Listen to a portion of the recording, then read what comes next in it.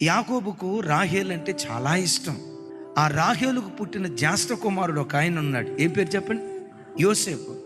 యోసేపు రాహేలుకు పుట్టిన దాన్ని బట్టి మాత్రమే కాదు, యోసేపు మిస్టర్ క్లీన్, చక్కటి కొడుకు. తండ్రి కొడుకులంటే వీళ్ళలాగా ఉండాలి అన్నట్లుగా యోసేపు యాకోబుల బంధం అంత దివ్యంగా ఉండేది. అయితే అసూయపరులైన అన్నలు ఐగుప్తు దేశానికి అమ్మారు. అమ్మిన తర్వాత వాళ్ళు ఏం చేశారంటే, అమ్మిన సంగతి చెప్పకుండా యోసేపు కొరకు యాకోబు తయారు చేయించిన ఆ విచిత్రమైన అంగీ ఉంది చూసారా, ఆ అంగీకి మేకను చంపి దాని రక్తాన్ని పూసి రక్తపు మరకలతో ఉన్న ఈ అంగీని తీసుకొచ్చి యాకోబుకు చూపిస్తున్నారు. యోసేపు చచ్చిపోయాడని కానీ, దుష్టమృగాలు చీల్చేయని కానీ, యోసేపు అనేవాడు కాలగర్భంలో కలిసిపోయాడని కానీ, సింహాలు ఆయన్ని తిన్నాయని కానీ ఒక్క మాట చెప్పలేదు. రక్తపు మరకలతో ఉన్న బట్టను చూపించారు. యాకోబు ఏదేదో ఊహించుకున్నాడు. ఏం ఊహించుకున్నాడో తెలుసా? నిశ్చయంగా దుష్టమృగాలు నా కొడుకుని చీల్చేశాయి, ఇక నా కొడుకును భూమి మీద చూడను.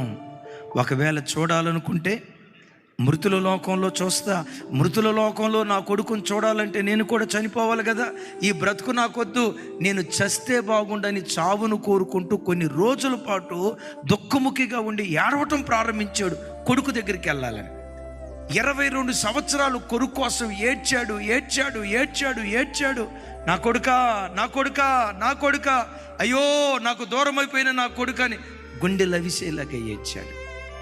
22 సంవత్సరాల తర్వాత ఏ చెవులతో విషాదకరమైన వార్తలు విన్నాడో అదే చెవులతో వినోదాన్ని పంచే వార్తలు వింటున్నాడు యాకోబు. ఇప్పుడు సైతాన్ గాడు నేను బలహీనపరిచేది ఆలోచనల ద్వారా వాడు కృంగదీస్తాడు. నా మాట వినండి, మానసికంగా ఆలోచనల ద్వారా కృంగదీస్తాడు. ఏదో అయిపోయింది, ఏదో అయిపోయింది. ఒక మాట చెప్పంటారా? నీ దేవుని ఆజ్ఞ లేకుండా నీ తల వెంట్రుకల్లో ఒక్కటి కూడా రాలదు, ఒక్కటి కూడా రాలదు. నీ తల వెంట్రుకలను కూడా నీ దేవుడు లెక్కించాడు. అంటే నువ్వు పరిగణించని వాటిని కూడా నీ దేవుడు పరిగణించాడు. నీ తల వెంట్రుకల మీదే దేవుడు అంత శ్రద్ధ ఉంచాడంటే నీ మీద దేవుడు ఇంకెంత శ్రద్ధ ఉంచుతాడో ఒక్కసారి ఆలోచించు.